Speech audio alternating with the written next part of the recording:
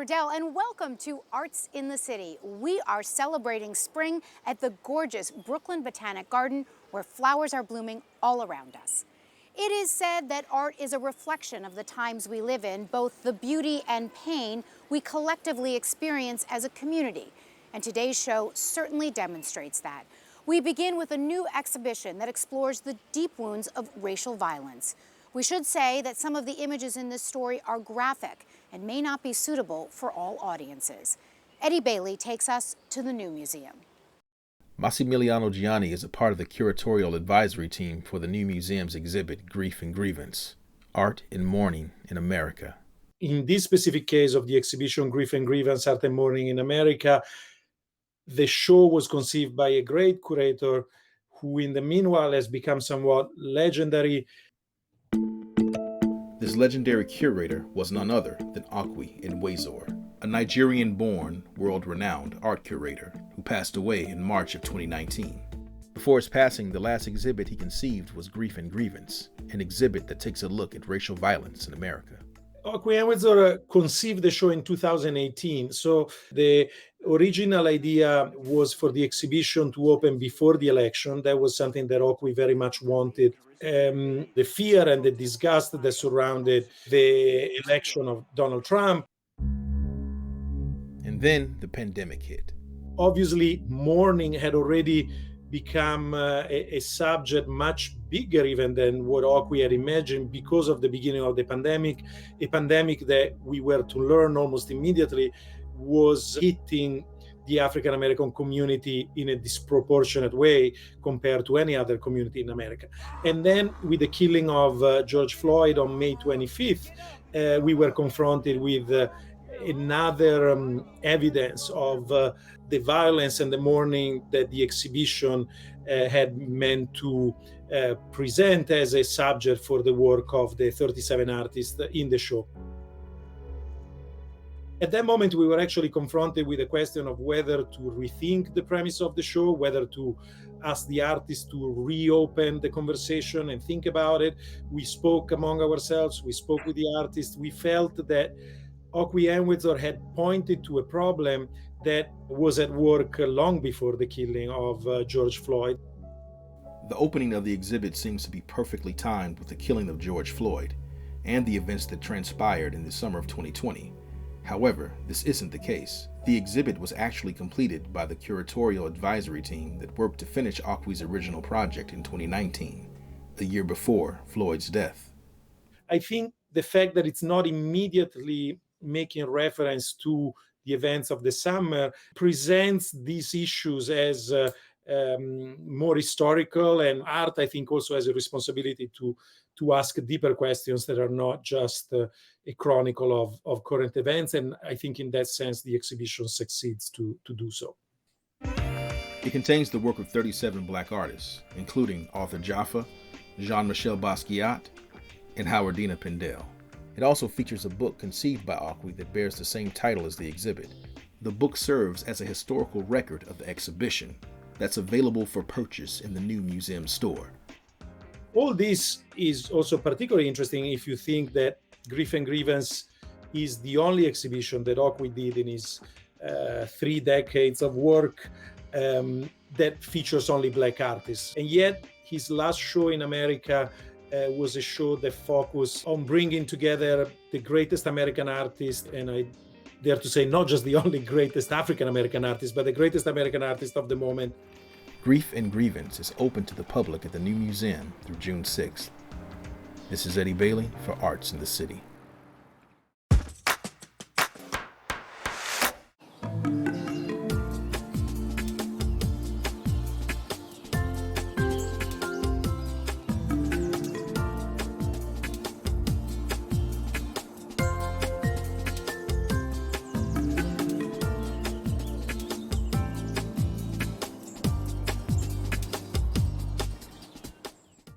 In a year when live music has been hard to find and desperately missed, thousands of New Yorkers are getting a shot of Bach and the Beatles with their COVID vaccination.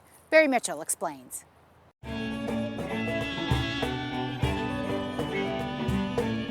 So it's very emotional as a performer to be playing for these patients And they're very emotional because for all of us, we haven't experienced this organic live tactile music for a year. If these were normal times, you'd find veteran violinist Victoria Patterson playing at a Broadway musical, Carnegie Hall, or Lincoln Center.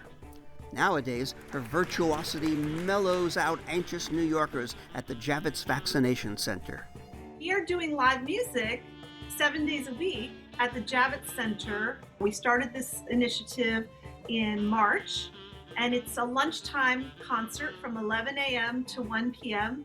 We are engaging 3 to 5 musicians every single day, 7 days a week. It is such a mutual love fest for everybody to do this music for the patients and the staff and the National Guard. And a much-needed source of income for professional musicians who have been out of work since the pandemic began. We need the work, we need the money. We lost a year of income. They are paying a nice honorarium stipend. Frankly, it pays my groceries every week. And Victoria's helping her colleagues pay their bills and maintain their musical chops. January and February, I was doing Music and Medicine, which was a new nonprofit outreach program that I started.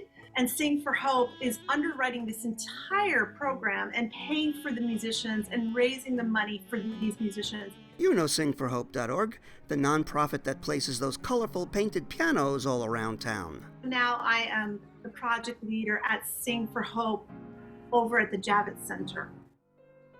Barbara Podgorski is a concert pianist and adjunct assistant professor at Borough of Manhattan Community College Music and Art Department. People knowing that the musicians are there just for them feels like a special treat. People coming up in tears and saying, you don't realize how important what you're doing is. You don't realize what this means to us. At first, very emotional experience because you arrive there and you realize you're in this place that was used as an emergency center a year ago for people that were very, very sick. And now it's being used to give hundreds of thousands of people vaccines. And then a gift for Barbara. A few of us that were playing were not vaccinated yet. So they actually surprised us and they took us and they gave us our first dose. Then of course I cried again because, I was on a wait list. And medical staff monitoring the COVID vaccine recipients say they're seeing fewer bad reactions among those who chill to the music. And then when we leave at 1 o'clock, they start to have the panic attacks, or that my arm hurts, or something weird with the vaccine. There's a side effect. The doctors and the nurses and the EMT come up to us every day saying, this is so relaxing for us too.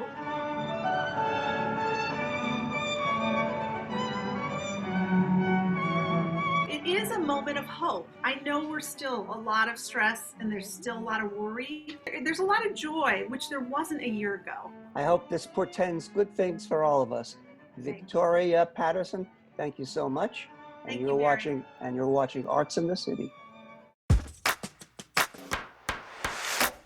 The pandemic has claimed so many lives, in some cases multiple members of a single family. Two sisters have found a creative way of coping with that unimaginable loss through beading. Susan John has their story. There's more to this beaded jewelry than meets the eye. That's because it serves a cause close to the hearts of sisters Karen Chow and Cheryl Chin. The Bead Sisters, as they're known, use the bead collection of their late beloved mom, Loretta Chow, who passed away from COVID last spring, to make beaded chain necklaces that convert to lanyards that hold face masks. The necklaces, called mask lifts, are a legacy to their mom's spirit. My mom was a beautiful, strong, vibrant woman who loved to make beaded money balls as gifts. They were crisp $1 bills that were fashioned into a ball, and dangling from it were ribbons and beads. Beads the sisters were determined to repurpose. Having tragically lost 5 members of their family to COVID, including their mom, the sisters started beading as a way to cope with their grief. You know, my sister and I said, wait a second, we have a huge collection of beautiful beads that have sentimental value. Why don't we create something with that? So that's how we came to bead. It's become a sort of therapy for both my sister and I.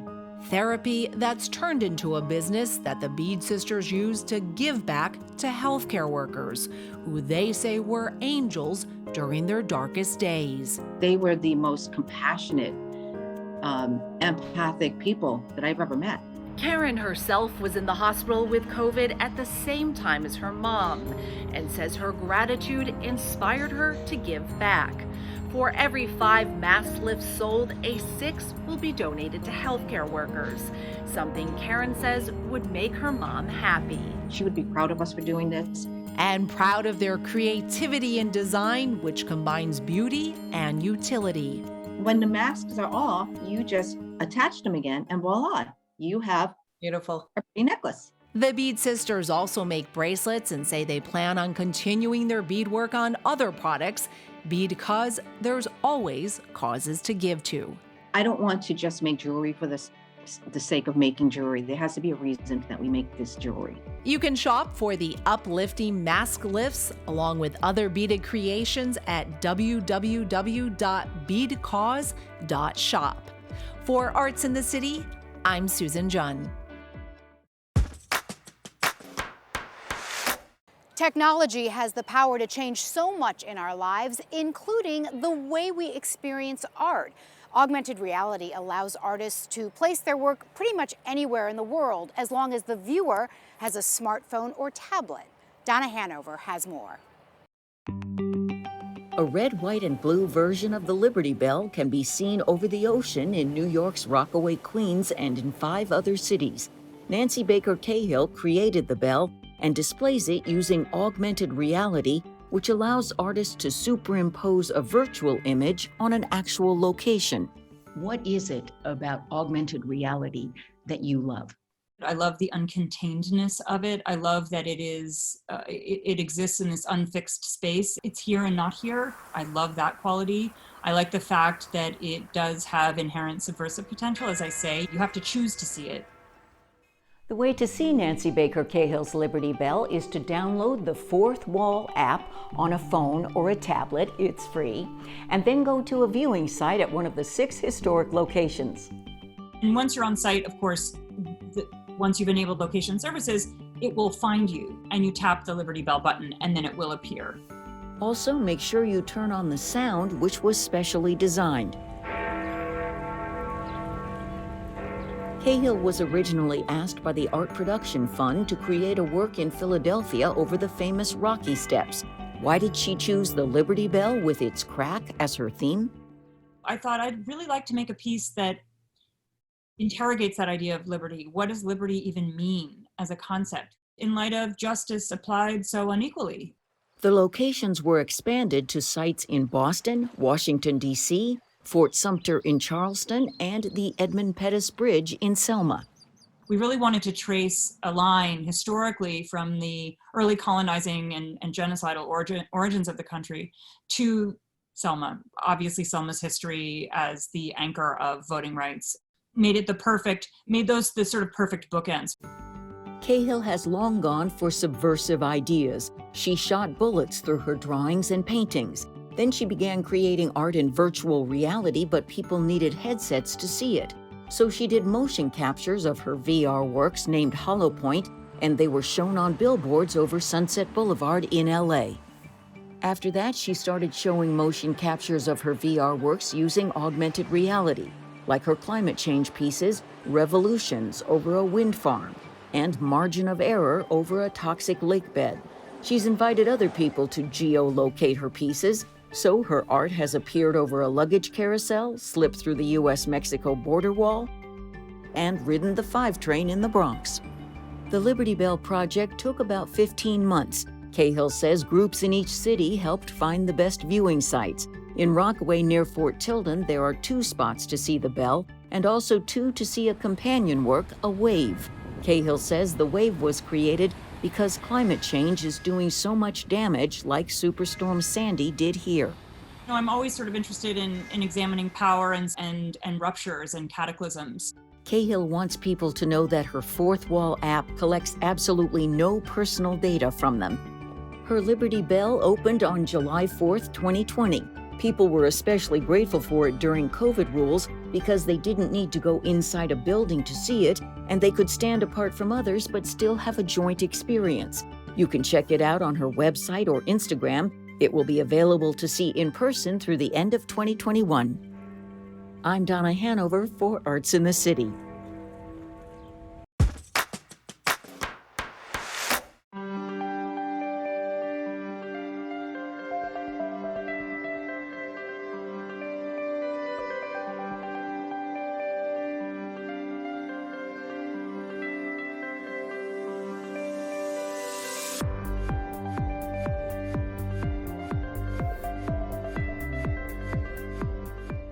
Next, we head to Harlem and a very special chocolate shop that brings history and storytelling to life in every delicious bite.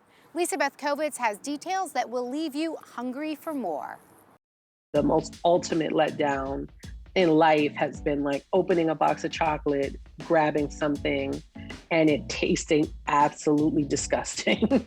We've just committed to making sure things really taste good, look as good as they can, and just so happen to also tell a story. Jessica Spaulding is the co-owner and co-founder of the Harlem Chocolate Shop with partner Asha Dixon.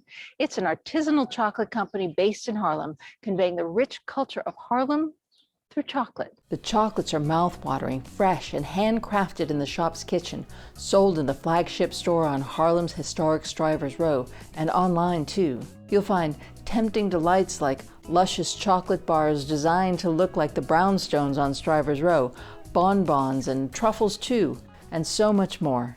And the Bodega Dreams bonbon is super special because I've spent like most of my life being either the youngest kid or the oldest kid, which just means that I'm the kid that's always going to the store for everyone.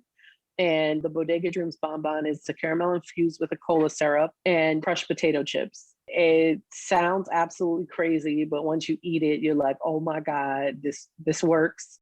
We have like our Sunday Soul collection, and they're all odes to different traditional desserts from Sunday dinner, like our sweet potato pie truffle and our banana pudding truffle and our red velvet truffle. And it's so delicious. I grew up in Harlem, born and raised forever. Even though Jessica was not allowed to eat sugar, her mother made an exception for chocolate. She's a chocoholic, tried and true. She saw that as a way for us to kind of bond and celebrate together. So she started to take me to these chocolate shows. And then as an adult, when I was thinking of starting my own business and trying to do this, I was like, okay, no, I think that I want to share my story and my culture through the chocolate. To achieve her dream, Jessica pursued entrepreneurial training and mentorship with people like chocolatier Jacques Torres, but there was resistance to Black women owners and skepticism about whether Harlem could support a quality chocolate shop. Yet, she proved them wrong. Harlem got us, like, they're not letting us go. You have people sometimes like, oh no, I go to chocolate shops all over. I'm gonna see if this is good. And now there are regular customers. But the pandemic caused Harlem Chocolate Factory to think about closing their business. Harlem said no.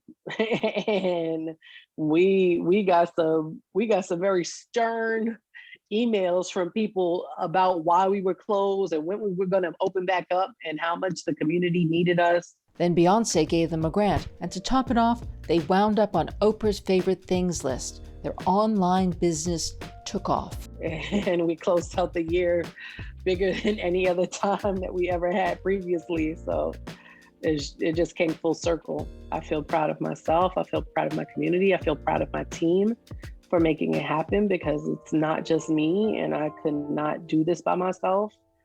The industry, chocolate, has looked the same for so long. It's time for some different voices. Come visit Harlem Chocolate Factory. It's open Friday through Sunday with online ordering too. This has been Lisa Beth Kovitz for Arts in the City. We've all heard the saying, a picture is worth 1,000 words, and that's certainly true for homeless animals waiting to be adopted, especially during the pandemic when shelter visits were more limited. So, how do those adorable faces end up on film? With a lot of love, creativity, and more than a few treats. Does this dreamy gaze turn you upside down? Or maybe a big boy like Enzo gets your pulse racing. If your heart melts staring into these eyes, that's exactly the idea. For homeless animals looking for love, the perfect picture can be a life changer. And at Animal Haven, a shelter in Lower Manhattan, taking those photos is all part of a day's work for Shannon Kirkman and Nicole Chan.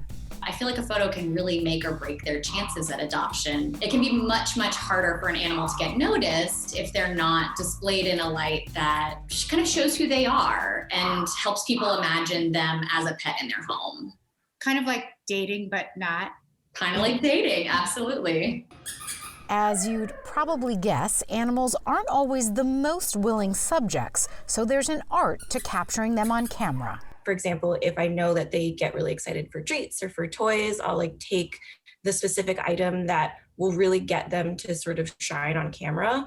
But it's also a balancing act between getting them really excited, but also getting them to sit still for that 1 second to really capture their personality. And cats versus dogs. It's a world of difference. Cats, if anybody has cats, you know that a cat is not going to do what you want them to do. So you kind of have to work within a cat's world, right? You kind of have to go where the cat is, look where the cat's looking. Some of the animals at Animal Haven become social media celebs of sorts, like Augustus, who turned heads by carrying a toy during every walk, and Lulu, who arrived at the shelter a severely injured kitten and now loves to run. The importance of that visual storytelling in our digital world can't be overestimated. Consider Andy, who was rescued from a dog meat farm overseas. He was probably one of the most shut down dogs that we've had in a really long time. And when he first got here, he would just shove himself into the corner and try to make himself as small as possible because he was just so terrified to be here. I actually ended up getting that sort of one moment of him sort of inspecting me. He just lifted his head to sniff me. A lot of people ended up contacting us about Andy, wanting to help him and wanting to know more about his story. And then what ultimately has happened with Andy? How's he doing now? Andy just went home. Shannon and Nicole also document the difficult work behind the scenes, like these chihuahuas rescued from a home where family members passed away during the pandemic. The bottle babies, so young they're cared for around the clock. The sick and the injured, desperate for attention. The seniors left behind and the disabled cast aside. But the happy endings, they are priceless, including my own, Hudson, who came to us from Animal Haven 11 years ago. She's snoring by my side at this very moment and made a brief cameo during our interview. We love her, and we are so grateful for all the work that you guys are doing. Finally, the best pictures of all, animals heading home forever.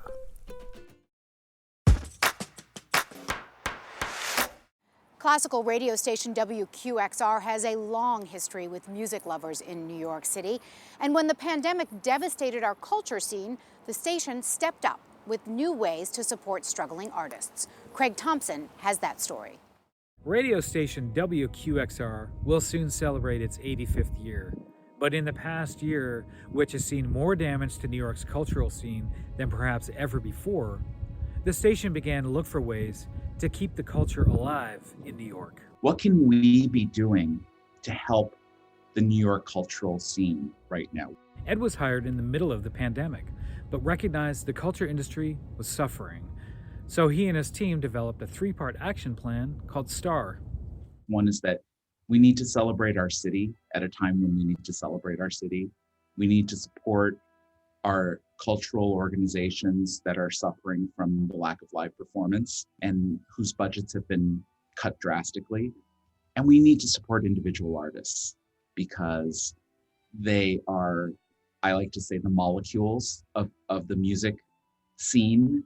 One of the initiatives is Project Airlift, which gives free airtime to cultural organizations. Another, New York in Concert, pulls out concerts from the audio archives of cultural partners in the city. We are a classical music service that people listen to, and that's super important, but we're also part of a larger ecosystem in New York, and establishing these relationships with conservatories, with performing arts groups and organizations, large and small, I think is a very important part of WQXR staying relevant to the community. The Artist Propulsion Lab is putting money directly in the pockets of 6 artists, chosen out of 60+ applicants.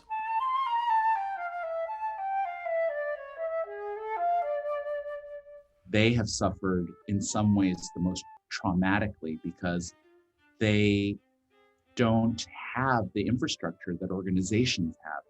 What we're doing with Artist Propulsion Lab is both significant for these 6 artists or groups, but also it's symbolic for us to let New York and our listeners remind them how important the individual artists are. They're going to create, they're going to commission, they're going to perform, they're going to be on the air. Supporting New York artists, supporting New York cultural organizations, celebrating the fact that New York is the cultural capital of this country. Those are all things that we will continue to be interested in post-pandemic. For Arts in the City, I'm Craig Thompson. That is our show for today. Thanks so much for watching. A quick reminder before we go to check us out on social media. We would love to hear from you. I'm Anne Riddell. See you next time on Arts in the City.